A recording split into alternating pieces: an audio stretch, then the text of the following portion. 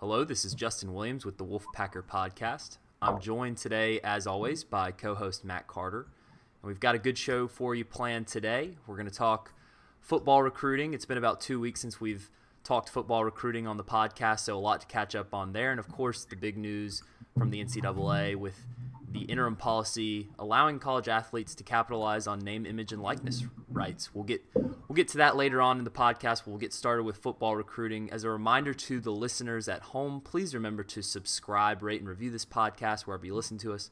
We're on the Apple Podcast app, Spotify, Google Play. Plus, you can always listen to us on the Wolfpacker.com, where you should use promo code PACK60. That's promo code PACK60 for a free 60-day trial on all of our premium content, news, and analysis.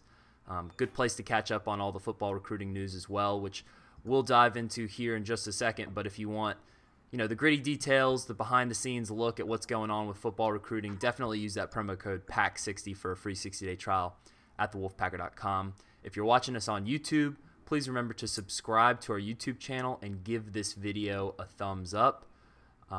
Remember to follow us on social media, at the Wolfpacker, our main account, at Justin H. Will if you want to give me a follow. But Matt, let's jump into football recruiting. NC State has continued its momentum, finishing out the month of June with a total of 9 commits. And since we last talked about football recruiting on the podcast, 2 more 4-star commits in the 2022 NC State football class. The last time we talked about it was 2 weeks ago, so I'm going to go in order here. The 4 stars, well, not in chronological order. I'm going to go based on star ratings, so take that for what it's worth. But 4-star running back Michael Allen committed out of Greenville, North Carolina. You've got 4-star defensive end Brandon Cleveland out of Tampa, Florida. You also got 3-star defensive back Isaiah Crowell out of Kernersville, North Carolina, younger brother of Micah Crowell, freshman receiver on NC State already. And then you've got 2-star junior college defensive back Darius Edmondson, originally from Southern Nash High, has played 1 season at Lewisburg, although that season was canceled because of COVID. So, Matt, let's jump right in. Let's start with Michael Allen because he was the first since we last spoke to commit, and he's also a pretty big deal for this 2022 recruiting class.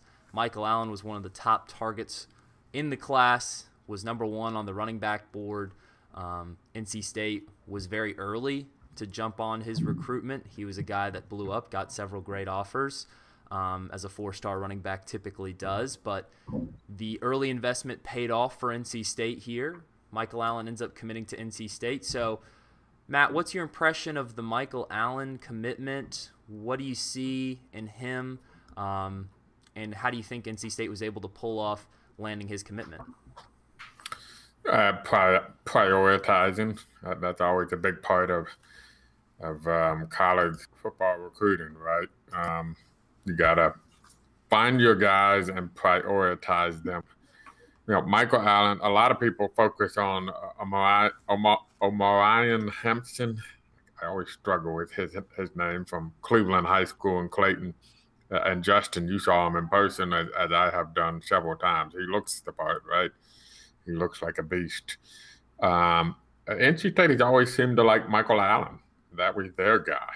And I think it stems from the fact that he's a home run hitter. He's a guy that has the athleticism. He probably, pound for pound, one of the most athletic prospects in the state of North Carolina, and that's backed up by his track times, by his performance at the combine that he did last, I think, October, November, or somewhere in that time frame, by his playing baseball. He's an excellent baseball player. And so what you have is, I don't know if he's Nyheim Hines-like athlete, but he's not far from it if he isn't a Nyheim Hines-like athlete. Somewhat similar build to Nyheim Hines. So, NC State's looking for big play athleticism and running back. That's become kind of their MO ever since Nyheim Hines, and he fits that mold. He can catch the football. He can make a 7-8 yard gain into a 50-yard gain. And that's what they wanted. I think they maybe benefited slightly from a couple other factors in that Michael Allen was never interested in going far from college, which is why East Carolina was a legitimate option for him. And also, he only played 2 games this past spring for a knee injury that wasn't serious. It was a meniscus injury. That's why he was playing baseball here recently. But it robbed colleges of a chance to see how much he had progressed. And so it's set up well for NC State. And I think, it's always good to get the guy that you targeted the most at running back. And I think Michael Allen knew they targeted him the most at running back. Well, as you mentioned, Allen checks a lot of boxes. He's a guy that can be your conventional ball carrier, but he's also a guy that can, get involved in the passing game. He can return kicks. He's got 32 career receptions at the high school level for 355 yards. So, and six touchdowns at that. So if you look at those 2 games that he played as a junior, he was basically averaging about a first down every time he touched the ball. In those 2 games, he averaged 117.5 rushing yards per game, and he had 1 touchdown, but he also had a receiving touchdown. So big play threat. We'll be interested to see what he can do at the college level. Matt, there was only 1 running back commit in the 2020 class, although technically he was listed as an athlete, Demi Sumo. Looking at the depth chart moving on after this year, do you think there's the possibility of more running backs in this class, or do you think that'll be more of a priority going into 2023? I think ideally you try to find a second running back. They loved Bennett Galloway at camp. He's from Chapin, South Carolina, which produced early enrollee offensive lineman Thornton Gentry. Like Michael Allen, a very, very good athlete. He tested off the charts at NC State's camp. He's an all-around back. And I think a decision might be good to be joining the Wolfpacker, because I think a decision's coming pretty soon from Bennett Galloway. So he's a name to watch. Probably right now the only verifiable name to watch at running back. But you do have to remember, spots are very limited in this class. So that also has to be taken under consideration. But, Ricky Person is entering his 4th year of college football. Bam Knight is, what did we see? Was it Pro Football Focus that has him as one of the top NFL draft picks? Number 4, off the top of my head, number 4 or 5 in the 2022 running back class for NFL draft. Yeah, so don't think that's something that the guys don't pay attention to. So you got a couple of guys that probably have eyes on potentially moving on. It's particularly for running backs. You have to jump when you can jump, and so all of those will be factors here that you have to remember. So technically, everybody could come back, but you almost have to recruit like a couple of these guys will not be back next year. And it's almost kind of what you hope, right? Because in a weird way, they done well. If they do well, they will have the draft stock at the end of the season, and that's what you want to see. Even though you hate to see the guys that you fall in love with on Saturdays go, but at the end of the day, happy for them to move on and start beginning their professional careers. Let's move on to the other 4-star in the past 2 weeks here. The 4th 4-star of the class, the 4th 4-star of the class and the 4th 4-star to commit in the month of June to NC State. Another defensive end this time, Brandon Cleveland of Tampa, Florida. Matt, what do you like about Brandon Cleveland, the former Miami commit? He was an early Hurricanes commit, announced that his recruitment was open. NC State pounced and was able to land him. So what do you like him? And how do you see him fitting into NC State's 3-man front? Yeah, he got the body type for it. He's 6'3", 6'4", 260 plus, and he's a guy that's been productive since he was a freshman in high school, and he played for some good football teams down in that Tampa area, Tampa St. Pete area, and that was another area where NC State was probably a little bit fortunate because Miami had a change of defensive line coaches, and I think he had committed to Miami before his junior season. He was between his sophomore and junior seasons. Miami changed its defensive line coach. The old guy was a very familiar name to NC State fans, Todd Stroud, who was a former strength and conditioning coordinator and then defensive line coach for Chuck Amato. He was the defensive line coach of that great defensive line that they had with Mario Williams and John McCargo, Manu Lawson, and all those guys. Todd Stroud has kind of moved on into another role with the Miami staff. New defensive line coach came in, and that opened the door for other schools to jump into the mix. And NC State was already talking to him, even when he was committed to Miami, so they were kind of a natural front runner at that point. They've been with him the longest. I know he took an official visit to Virginia. I think Cal was another school that was jumping with him. Florida State showed some interest.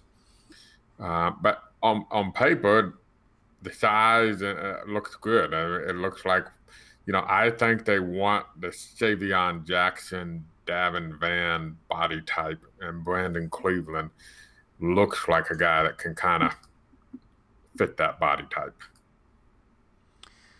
We can move on to the secondary, where the other two commits at the end of the June month period committed to NC State. You got Isaiah Crowell, 3-star in-state recruit, younger brother of freshman receiver Micah Crowell. This is a guy that I think a lot of NC State fans expected to end up at NC State because of the family connection there, although he did take his time and wanted to explore all options, didn't necessarily want it to think of a done deal ahead of time. But he was very, very familiar with the Wolfpack program, had been to Raleigh multiple times. So what do you like about Crowell? Where do you see him fitting in that secondary? And does it just did it make sense for him to end up at NC State with the family connection to his older brother Micah? Yeah, it did. But you're right. I think Isaiah wanted to make sure that this was his decision and not a continuation of Micah's decision. And sometimes brothers resent an assumption that they're just going to keep it in the family. We may have seen that last year. Remember, Aleem McNeil's younger brother, Jabril, picked Oregon. He was looking for a school bigger in his mind, and he was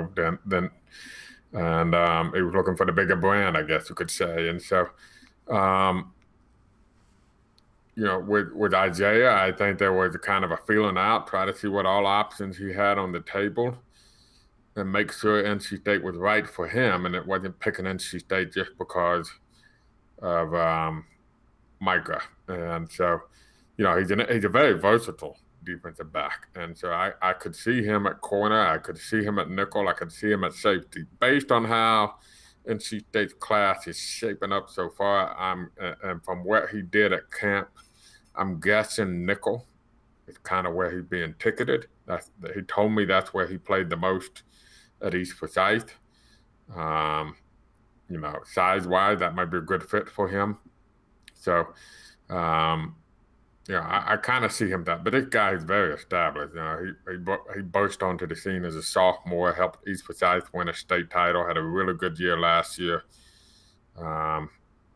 He's a very nice pickup. And, he's the guy that kind of like Ryland Van, the first commit in the class. He's not here because Davin Van is the older brother. He's coming to NC State because Ryland Van's really good, and he showed that at camp. And I think Isaiah is the same setup.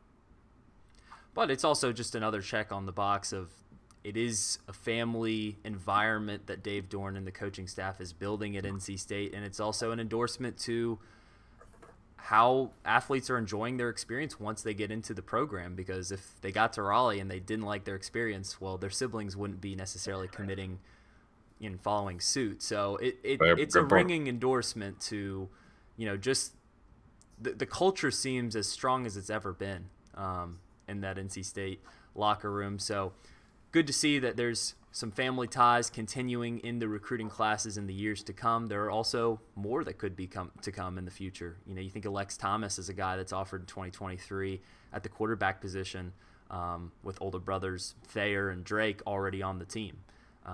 But let's move on to the last commit here. Darius Edmondson, another defensive back, committed just one day after Isaiah made his announcement.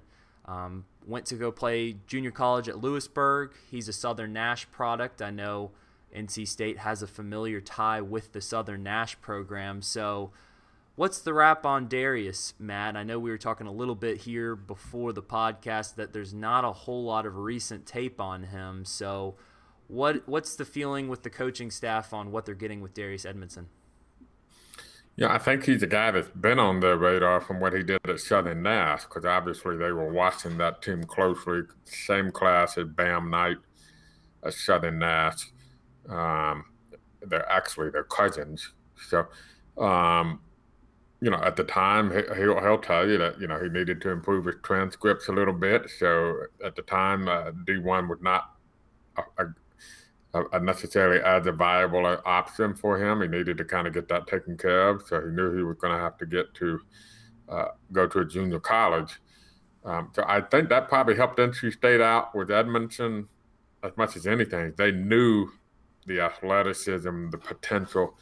He probably would have been a guy who, under normal circumstances, would have been on their radar coming out of high school because he was that good. But you're right. He missed his freshman year at Lewisburg. I believe it might have been a hamstring injury. Came back last fall. They didn't play. Junior college didn't play football. I think he got a couple of games in the spring, and that was it.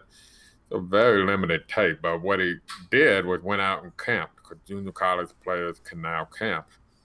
And he is an exceptional athlete. He tested off the charts at South Carolina. He tested off the charts at NC State. He's 5'11", 170, can play safety, can play corner, nickel. I mean, he's just a DB guy. That's what they love. They love to find the versatility in the secondary now. And again, kind of deducing everything. You kind of think Jackson Vick, another Southern Nash guy, probably ticketed for corner. Isaiah Crowell for nickel, and Darius Edmondson for safety. So we have to see. What's interesting about Darius is originally he was thinking he could go ahead and enroll a la Rakeem Ashford last summer and be here for the fall, but it appears now the plan is to wait until January after the season, which would give him 3 years, what we call 3 years to play three, which means you have 3 years to play 3 seasons. Most junior college kids have 3 years to play 2. So he'll be immediately eligible, and there's no reason not to play him right away if he's good enough. Well, just kind of rounding out, and let's take a big picture look at the 2022 class as it sits today. Ranked 35th overall in the Rivals.com team recruiting rankings for the 2022 class as of July 1st. We now know that there were a total of 9 commits in the month of June, 10 total commits in the class. So, Matt, was the 9 commits that took place during the month of June, did that exceed your expectations? And then moving forward, how big do you think this class is going to end up, and how many commits would you expect going into the month of July? Well, July is usually a slow month. You might get a stray. July 4th, for some reason, NC State's had quite a few commitments on July 4th, I think. Shout out to the Sebro twins last year. Thank you. I was trying to confirm that they did that last year.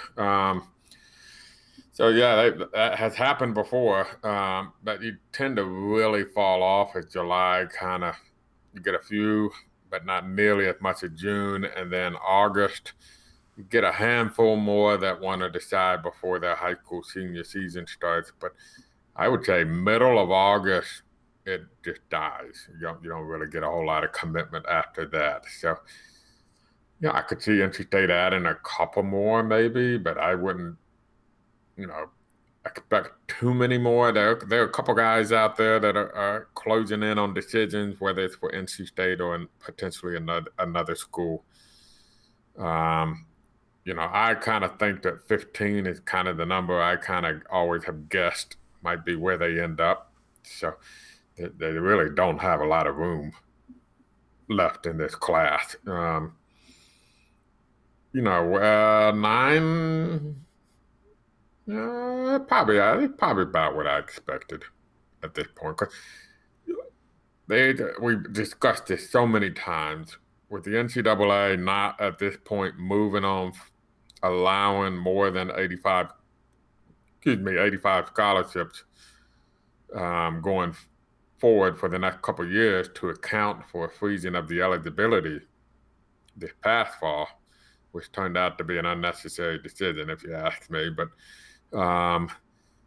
what that has done is created a severe scholarship crunch, particularly for the 2022 class that really got snake bit.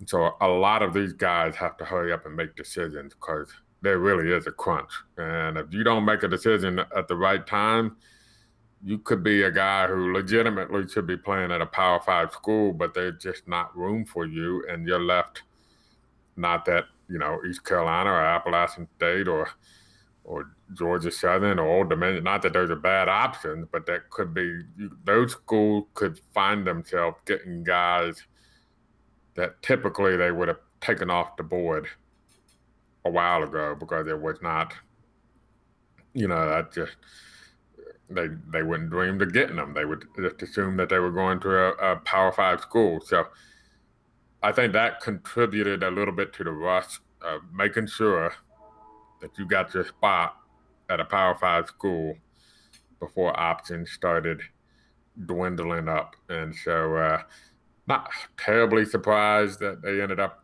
at this spot. And really, I'm not surprised with the number of 4-stars either. If you read a war room we wrote, I think it was back in early May, we talked about how there was the potential to get 4 to 6 4-stars in this class. And here we are. They got 4. Right. So you already hit your floor. So anything else at this point, icing on the cake, and maybe we'll see. But if you want more information, Matt just gave you the teaser. He teased maybe a potential commit coming here in the next couple weeks, but he's not going to give it all to you on this free podcast platform here. So if you want the gritty details, you want the behind-the-scenes look, you want to know the war rooms about everything that's going on, Matt's predictions are typically spot on. So use that promo code PACK60 for a free 60-day trial at thewolfpacker.com. Matt, when you mentioned the group of 5 talent that's coming in, it's going to be interesting to see how the recruiting class situation in 2022 you know, the impacts that it will make in the college football world over the next few seasons here, just in time for the expanded college football playoff going from 4 teams to 12. And now you're going to see the group of 5 probably as talented as it's ever going to be or has ever been in the upcoming seasons here. So kind of exciting. Catch 22 though, because we can't forget the transfer portal. I'm not forgetting the transfer portal. The transfer portal. Yeah. I mean, yes, eventually they will prove themselves at the group of 5 level, and some will end up transferring up. But a lot. You know, I mean, let's say a kid is really talented. He goes up and tears it up at a group of 5 school. He's the stud on campus. And now we can go ahead and segue into the other hot topic, name, image, and likeness, being the newest element of college sports. It's been a widely debated topic here for several years now, but I mean, in the matter of a couple nights, it seems, the NCAA has created an interim policy that now allows college athletes and recruits, future college athletes, to capitalize and monetize their own name, image, and likeness, which the effects of that we will see. We do not know all of the impacts that will make on college sports, but I think Matt and I are both in the camp that it was the right decision at the end of the day. We will just see what the future unholds, but as it relates to recruiting, relates to the transfer portal, I mean, the college athlete has never been more empowered than he or she is today.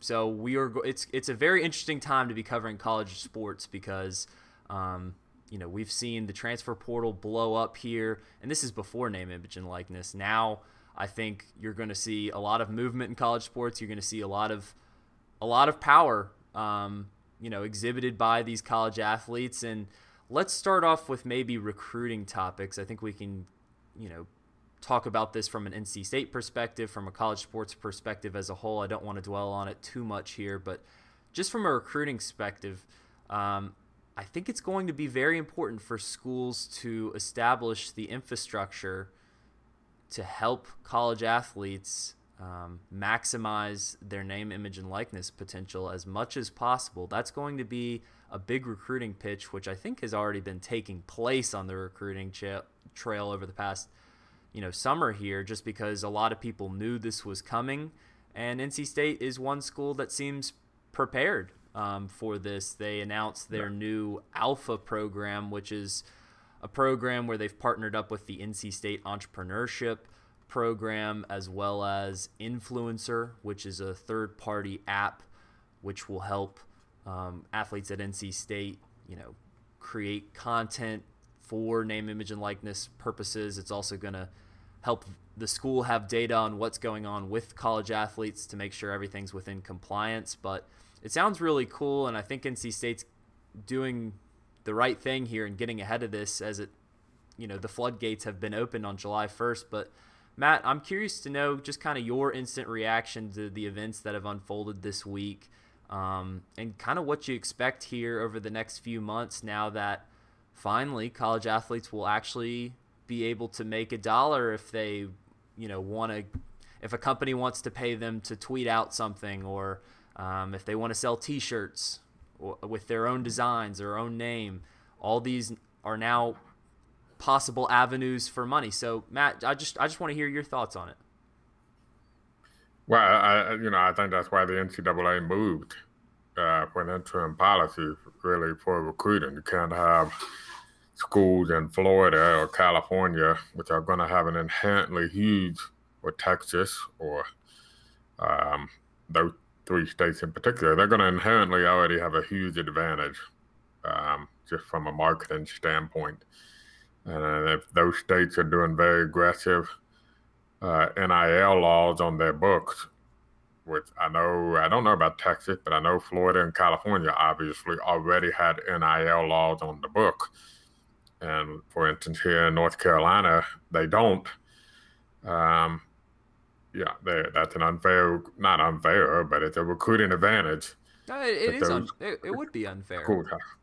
So I think that's why you saw the NCAA moving forward. It's just to try to level that playing field as much as vaguely as possible, I guess might be the best way to put it, since I think it was kind of vague.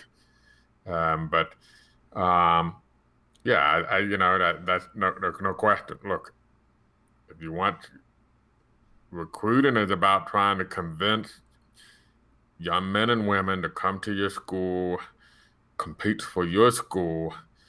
And if you want them to compete for your school now, you're going to have to do more than sell playing time or the coach or the campus, the majors, the academics, the city.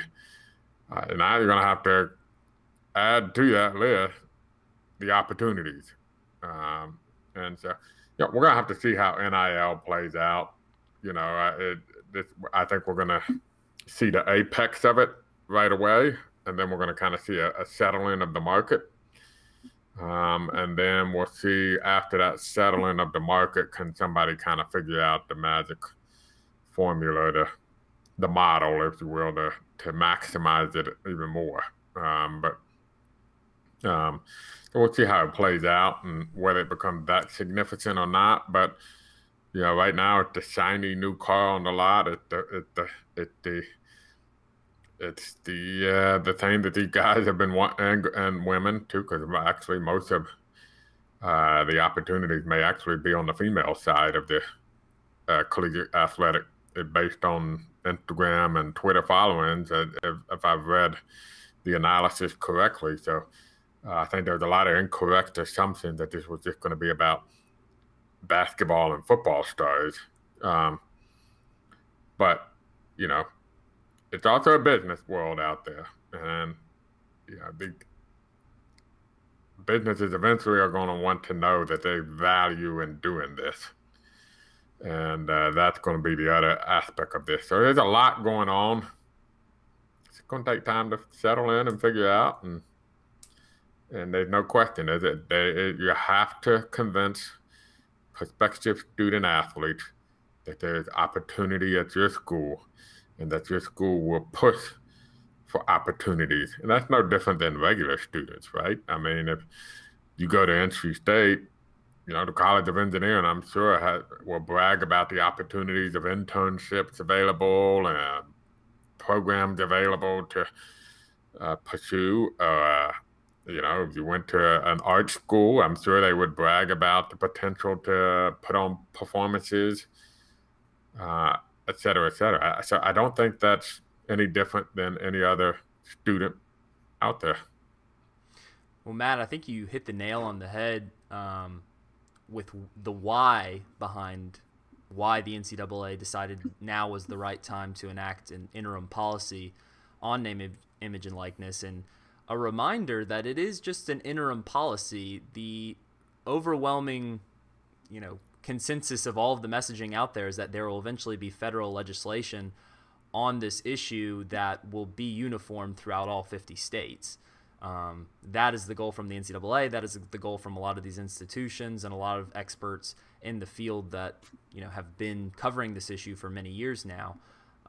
As it relates to opportunities, I don't think it's something that is exclusive to football and men's basketball players. I think they've got a great start because of the existing interest in those sports, but name, image, and likeness goes much beyond just on the field performance. If you are and NC State doesn't have a field hockey team, but I'm just throwing field hockey out there as an example of a sport that doesn't get a lot of coverage, right? But if there's a field hockey athlete that has a incredibly strong following on Instagram and TikTok, they can't capitalize on those opportunities until now.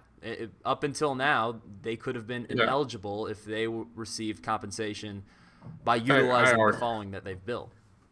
The best example at NC State would have been Ryan Held back in 2016, wins a gold medal, standing next to Michael Phelps at the Olympic podium, breaks down crying while the national anthem's being played. It was a viral moment. He's on the Today Show the next day, et cetera, et cetera. Back in 2016, he couldn't have gone home and said, hey, I'm Ryan Held, and I'm going to hold swimming lessons at whatever swimming pool, have a little camp or something like that, right? Like Ryan Held had an opportunity at that point in time to capitalize on his name and his image and his likeness, and he didn't get it. Well, now, Sophie Hansen from NC State wins a gold medal this summer at the Tokyo Games swimming. She'll have some opportunities when she gets back to Raleigh to capitalize on that. And that's what name, image, and likeness is about. And by the way, unless your name is Trevor Lawrence, Zion Williamson, or Simone Biles, this isn't – college athletes aren't going to become millionaires overnight. I mean, we're talking about endorsement deals that'll probably be in the 3, 4, and sometimes 5-figure totals if they're lucky. It's not for the vast majority of them. Yeah, for the majority. Now we'll see how it ends up going with some of the Fortune 500 companies like shoe companies, how that's going to work, and if there's an athlete that goes to an Adidas school, will they be able to have a deal with Under Armour? Probably not. There's a lot of fine details that still have to work themselves out, and what's going to be interesting to see over the next few months is what the reaction is to deals that push the envelope. You're also part of the interim policy is that schools are going to be able to create their own guidelines and policies as to what are forms and unacceptable forms of name, image, and likeness. I'm seeing a lot of schools already coming out saying that college athletes can't promote alcohol or tobacco products and can't promote gambling, sports gambling included, and that all makes sense. I think that's kind of an understandable compromise there, because it could be a really messy situation if the casinos started endorsing college athletes. That wouldn't be a great look. But it's something that I've personally found very interesting for the past few years. I'm happy to see progress being made on the issue, and I'm very fascinated to see how it's going to play itself out.